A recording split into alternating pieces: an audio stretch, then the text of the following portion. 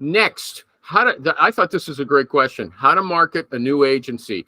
He says, as a new recruitment agency with no prior placements, how do you handle the who are you and what have you done question when you talk to new potential clients, you know?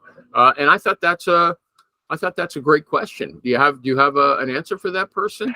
You know, if I'm starting my own firm tomorrow from scratch and I had to get completely out of what I do and jump into healthcare, let's say, for example, I'm not telling everybody I'm wonderful and great. I'm going to market really good candidates to become wonderful and great, right? So, you know, this whole thing about starting an agency and just calling people up and saying, hey, use my services, that I think is a bad way to do things.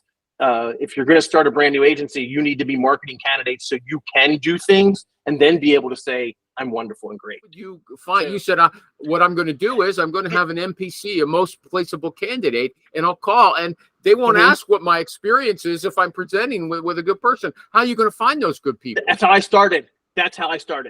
Right? That's how I started.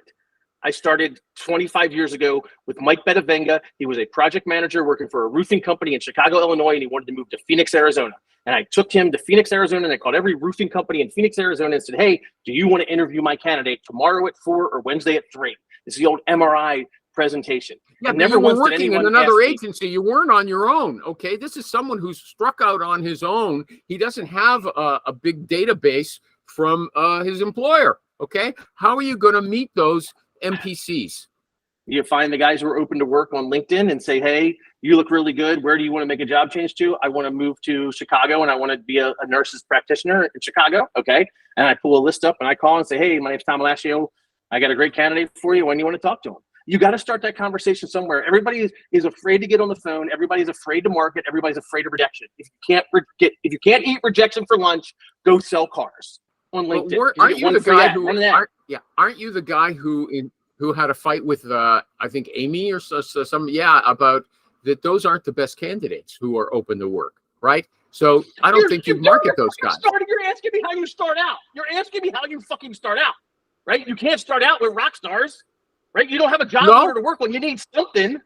Okay, everybody, he just said it. You can't start out with the rock stars, okay? Why not? How are you going to find them? How are you going to find them? You can identify people on LinkedIn, phone them up, okay?